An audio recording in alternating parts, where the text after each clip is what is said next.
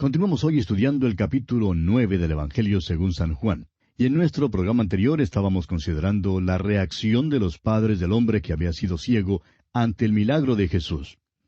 Y dejamos a este hombre que había sido sanado en la corte, respondiendo al segundo interrogatorio que le hacían los judíos. Y la última respuesta que vimos en el versículo 25 que había dado este hombre que había sido sanado fue: «Una cosa sé, que habiendo yo sido ciego, ahora veo». Y dijimos que este es el testimonio de cualquier pecador que ha sido salvado. Habiendo yo sido ciego, ahora veo.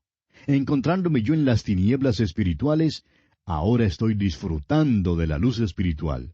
Cuando antes andaba sin conocer a Cristo, ahora le conozco como mi Salvador personal. Y amigo oyente, esta es la clase de testimonio que deseamos escuchar. Porque el nudo o punto clave de cualquier testimonio es simplemente este: habiendo sido yo ciego, ahora veo. Continuemos hoy leyendo los versículos 26 al 29 de este capítulo 9 del Evangelio según San Juan. Le volvieron a decir: «¿Qué te hizo? ¿Cómo te abrió los ojos?» Él respondió: «Ya os lo he dicho y no habéis querido oír. ¿Por qué lo queréis oír otra vez? ¿Queréis también vosotros haceros sus discípulos?» Y le injuriaron y dijeron: «Tú eres su discípulo, pero nosotros discípulos de Moisés somos. Nosotros sabemos que Dios ha hablado a Moisés, pero respecto a ese, no sabemos de dónde sea». Ahora vemos que los fariseos realmente se hallan en un apuro. Hacen los mejores esfuerzos por hallar, aunque sea un pequeño defecto del cual puedan aprovecharse para explicar el milagro que acaba de hacer Jesús. A ellos no les era posible explicarlo todo tan fácilmente, como presumen hacerlo los teólogos y profesores incrédulos de hoy en día. Este hombre está allí mismo y él puede ver lo que hacen. Creemos que el hombre empieza a ver lo que hacen y se pone un poquito sarcástico. Claro que ellos no quieren ser los discípulos de Jesús. Le odian. Y el hombre comprende esto, pero pregunta con sarcasmo si es que a ellos les gustaría ser sus discípulos. Hace otra observación interesante. Ahora, los fariseos no solo son tan ciegos que no pueden ver la luz del mundo, sino que también son sordos, y por tanto tampoco pueden oír. Continuemos con los versículos 30 al 34. Respondió el hombre y les dijo: «Pues esto es lo maravilloso, que vosotros no sepáis de dónde sea, y a mí me abrió los ojos. Y sabemos que Dios no oye a los pecadores, pero si alguno es temeroso de Dios y hace su voluntad, a ese oye. Desde el principio no se ha oído decir que alguno abriese los ojos a uno que nació ciego. Si éste no viniera de Dios, nada podría hacer». Respondieron y le dijeron: «Tú naciste del todo en pecado, ¿y nos enseñas a nosotros?» Y le expulsaron. Las autoridades religiosas le injuriaron. Y usted puede notar una vez más que cuando los hombres no tienen una respuesta, empiezan a usar la burla y la mofa. En realidad, ellos mismos eran los responsables de que el ciego que fue sanado siguiera un razonamiento lógico y llegase a la conclusión de que sólo un hombre de Dios podría hacer tal milagro. En este hombre no había ninguna duda de que había sido sanado, y por tanto está más y más convencido de que este hombre, Cristo Jesús, es de Dios. Ahora recuerde usted que él todavía no había visto a Jesús. Estos líderes religiosos no tienen pues una respuesta, no pueden satisfacer el argumento ni dar una explicación satisfactoria. Los hechos les confunden y les contradicen. ¿Qué hacen entonces? Pues optan por expulsar al hombre. Estas autoridades religiosas debían haberle aceptado, pero en lugar de eso se enojaron y le expulsaron, es decir, le excomulgaron. Ahora eso era una cosa terrible en aquel día. Esta excomunión le excluía del templo y también le excluía de poder participar en la vida comercial. Francamente, hacía de él un paria. Era como si fuese un leproso, porque quedaba excluido de todo lo religioso y social. Pero note usted lo que ocurre ahora. El Señor Jesús aparece en escena. Leamos los versículos 35 al 38. Oyó Jesús que le habían expulsado, y hallándole le dijo: «¿Crees tú en el Hijo de Dios?» Respondió él y dijo: «¿Quién es, Señor, para que crea en él?» Le dijo Jesús: «Pues le has visto, y el que habla contigo, él es». Y él dijo: «Creo, Señor», y le adoró. Tenemos aquí la escena en que este hombre, que ha sido sanado, tiene su encuentro con Jesús. Este hombre había defendido al Señor Jesús y había ganado en argumento, pero las autoridades religiosas le habían expulsado del templo. Y es cosa maravillosa que precisamente ahora el Señor Jesús se le acerca. Y amigo oyente, Jesús es quien siempre busca al hombre. El Señor ha preparado a este hombre por todo el camino. Ahora es necesario poner su fe en el Hijo de Dios, y el Señor llega entonces donde él con esta pregunta crucial. ¿Crees tú en el Hijo de Dios? Es que el hombre ha pasado por experiencias que le han fortalecido, han aclarado su modo de pensar. El Señor sabe que él está listo para dar este paso final. Este hombre es tan amplio, tan honesto y sincero. Pregunta, ¿quién es el Hijo de Dios para que crea? Se puede ver la ansiedad espiritual de este hombre. Quiere seguir más adelante. Quiere llegar a conocer a Jesús, el Cristo, o sea, el Mesías prometido. Jesús le aseguró que podía ver al Hijo de Dios y que era el mismo Hijo de Dios que le estaba hablando. El hombre entonces creyó y le adoró. Este es uno de los casos más bellos de la fe que tenemos en toda la palabra de Dios. Nuestro Señor Jesucristo llevó a este ciego paso a paso y le trajo a sus pies a fin de que pudiera decir, «Creo, Señor», y le adoró. Así son los pasos que todo pecador debe dar. En el principio todos somos ciegos, somos pecadores perdidos y ni aún vemos nuestra condición perdida. Luego llegamos a Cristo. Él se revela a nosotros y nuestros ojos son entonces abiertos y vemos quién es y lo que Él ha hecho por nosotros. Luego la pregunta es, ¿cree usted? La respuesta de este hombre también puede ser la respuesta suya, amigo oyente, si es que usted quiere ser salvo. Creo, Señor. Y usted entonces se postrará delante de Él para adorarle. Leamos ahora el versículo 39 de este capítulo 9 de Juan. Dijo Jesús, «Para juicio he venido yo a este mundo, para que los que no ven, vean, y los que ven, sean cegados». Esta declaración parece extraña. El Señor dice que hay quienes tienen ojos, pero que no ven. Tienen los ojos físicos y ven las cosas solo desde el punto de vista físico, pero son ciegos espiritualmente. Si un hombre confiesa que es ciego y viene a Jesús como ciego, Jesús le da discernimiento espiritual. El apóstol Pablo escribe en su primera carta a los Corintios, capítulo 2, versículo 14, «Pero el hombre natural no percibe las cosas que son del Espíritu de Dios, porque para él son locura, y no las puede entender porque se han de discernir espiritualmente». Amigo oyente, si usted ha entrado en la presencia del Señor Jesús, si ha entrado en la presencia de la luz del mundo, pero todavía dice, ¿qué es la verdad? O simplemente, no veo que Él sea mi Salvador, o simplemente no comprendo de lo que se trata, entonces usted no ve. Todavía es ciego espiritualmente. Los fariseos tenían ojos, creían que veían, eran hombres religiosos y celosos, pero continuaban siendo ciegos. Los paganos están perdidos, están en las tinieblas. Sin embargo, el Señor lleva a cada hombre por una serie de pasos. Si hay cualquier hombre que quiera saber de Jesús y que viva en una tierra pagana, estamos seguros que el Señor le alcanzará con el Evangelio. El hombre que se sienta en un banco de la iglesia y oye predicar la palabra de Dios y la proclamación del Evangelio, está en la presencia de la luz. Esa luz revela su ceguera. Jesús dijo allá en Mateo 6:23, «Así que, si la luz que en ti hay es tinieblas, ¿cuántas no serán las mismas tinieblas?» Si usted sabe las verdades en cuanto a Jesucristo, la luz del mundo, pero no las cree, amigo oyente, es ciego y absolutamente no hay nada más que ofrecerle. Si usted ha estado en la presencia del Salvador del mundo y le ha rechazado, no hay entonces otro Salvador que ofrecerle. Continuemos leyendo ahora los versículos 40 y 41 de este capítulo 9 del Evangelio según San Juan. Entonces algunos de los fariseos que estaban con él, al oír esto, le dijeron, ¿acaso nosotros somos también ciegos?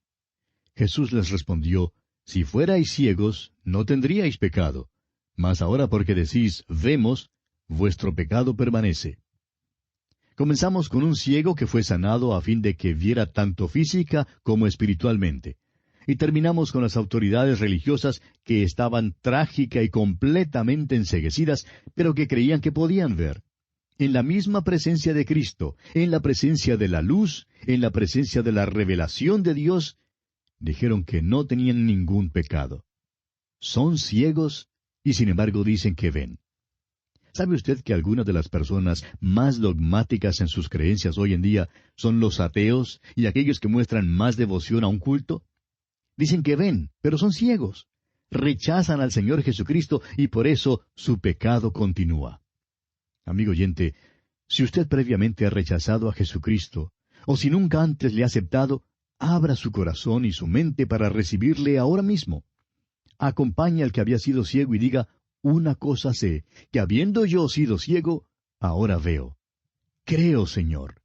Y entonces adore como Él adoró a Jesús. Y bien, así concluimos nuestro estudio del capítulo 9 del Evangelio según San Juan. Entramos ahora al capítulo 10. Este capítulo es uno de los puntos culminantes de un libro en el cual cada capítulo es sumamente interesante. Creemos que este capítulo 10 del Evangelio según San Juan es uno de los más importantes en toda la Biblia. Este es el capítulo que tiene que ver con el buen pastor y con el hecho de que Él, Jesús, es la puerta del redil. Sin más, entonces, comencemos nuestro estudio leyendo los primeros 2 versículos de este capítulo 10. De cierto os digo, el que no entra por la puerta en el redil de las ovejas, sino que sube por otra parte, ese es ladrón y salteador. Mas el que entra por la puerta, el pastor de las ovejas es.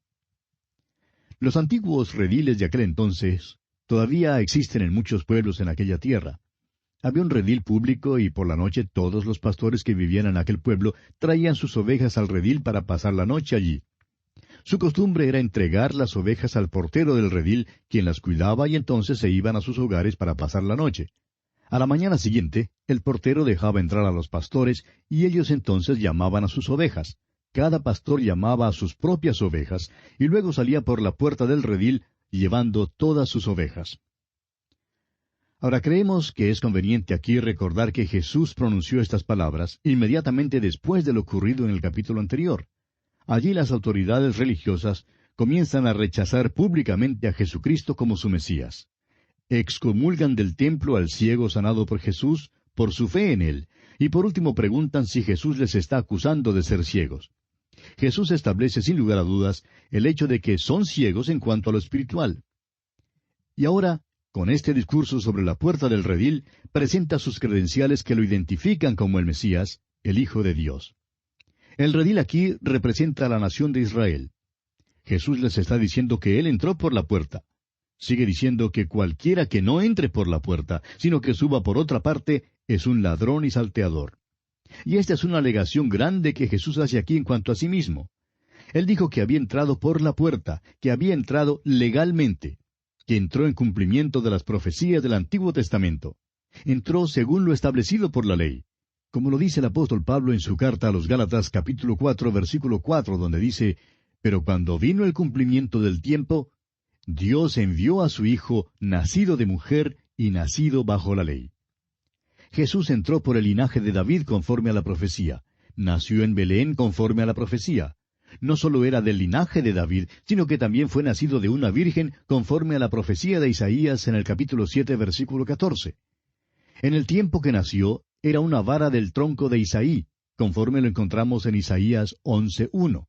Ahora esto es interesante. En aquellos tiempos, el linaje real de David había bajado al mismo nivel del campesino. No había más majestad real. Isaí también había sido un campesino en Belén. El hecho es que criaba ovejas. Su hijo David fue ungido y por tanto ese linaje llegó a ser el linaje real. Pero cuando nació el Señor Jesús, era simplemente una vara del tronco de Isaí. Era simplemente un carpintero y hasta llevó la ropa de carpintero. Con cuánta precisión se cumplieron todas las profecías, amigo oyente. Y luego vino conforme a la ley mosaica. Le llevaron al templo cuando tenía 8 días. Vez tras vez, Jesucristo aclaró que no había venido para destruir la ley, sino para cumplirla. Él era el Mesías y así había entrado por la puerta. Ningún otro podía tener las credenciales que él tenía. Cualquier otro habría sido ladrón y salteador y habría tenido que subir por otra parte y no hubiera podido presentar credencial alguna.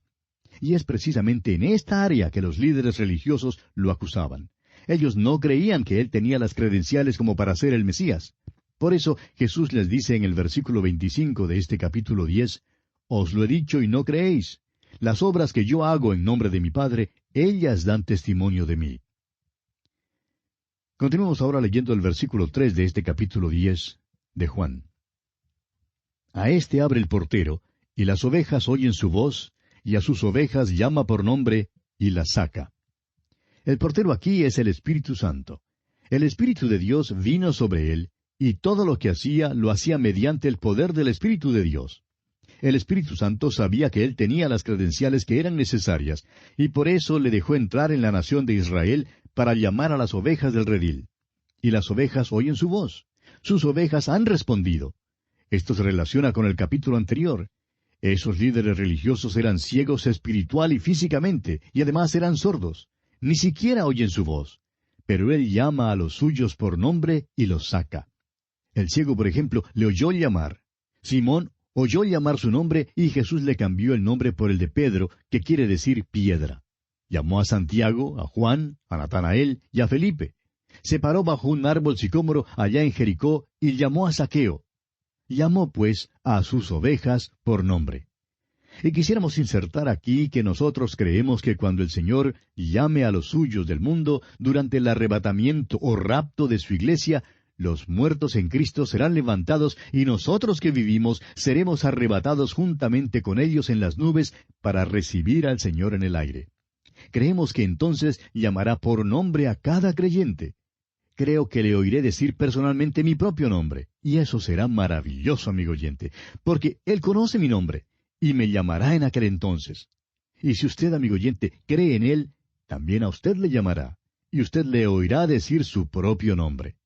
Jesús, pues, saca las ovejas del redil, de la nación de Israel, del judaísmo.